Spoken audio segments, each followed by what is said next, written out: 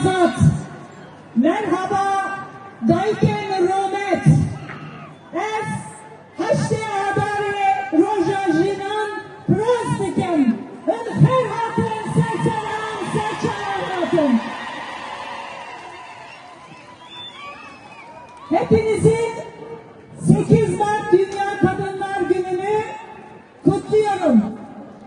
8 Mart Dünya Kadınlar Günü'nü tüm dünyada eşitlik için, özgürlük için kadınların vermiş olduğu bir mücadele olduğunu hepimiz biliyoruz.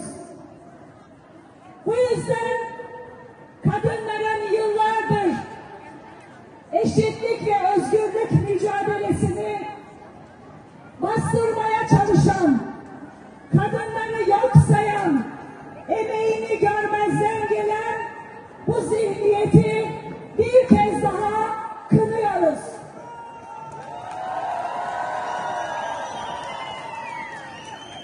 Sevgili kadınlar, bugün aramızda olmayan kadın yoldaşlarımıza buradan selamlarımızı iletiyorum.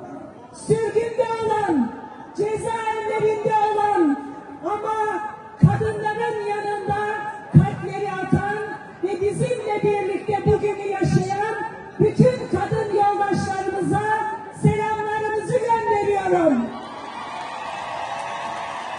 Ama ben size özel bir selam getirdim.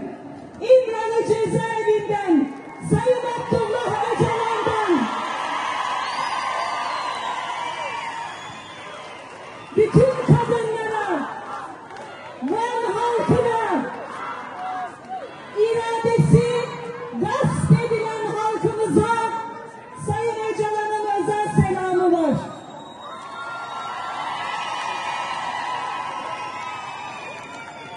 Bu 8 Mart başka bir 8 Mart.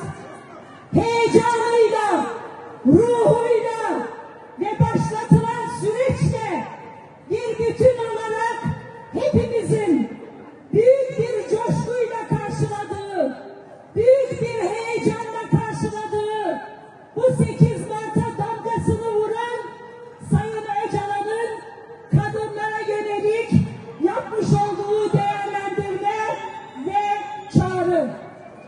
Evet, 27 Şubat'ta tarihi bir çağrı yapıldı ve bu çağrı barış ve demokratik toplum çağrısı, aynı zamanda kadınlara yapılan bir çağrı, gençlere yapılan bir çağrı. Hepimizin önemli sahip çıkması, sımsıkı sarılması, arzularımızı, hayallerimizi, geleceğimizi büyüteceğimiz bir çağrı ve bu çağrıda en büyük beklenti bizlerden, biz kadınlardan bekleniyor. Sayın Öcalan bu çağrıyı yapmadan önce bize bu çağrıyı aynı zamanda kadınlar için yapıyorum dedi. Çünkü bu çağrı kadınlar için bir milattır.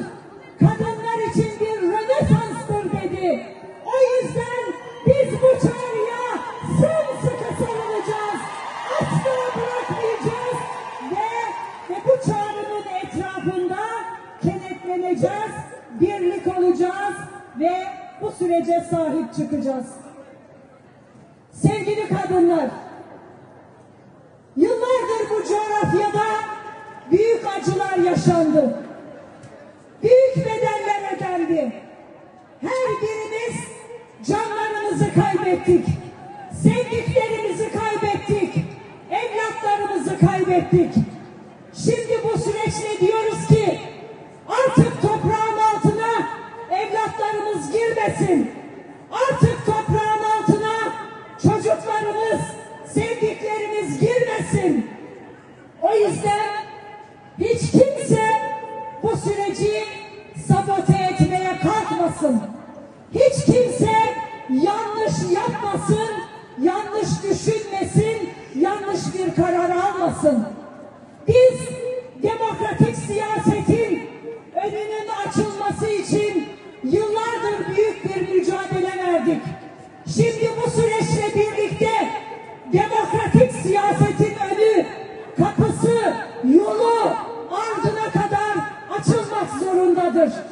Elbette ki demokratik siyasetin yolunu açarken bir ilin iradesini gasp etmekle olmaz. Bir ilin belediye başkanlarını görevden almakla olmaz. Sevelere, pakizelere, hevrin haleflere binlerce kez selam olsun. Binlerce kez selam olsun onlara. Sevelere, pakizelere, hevrin haleflere binlerce kez selam olsun. Binlerce kez selam olsun onlara.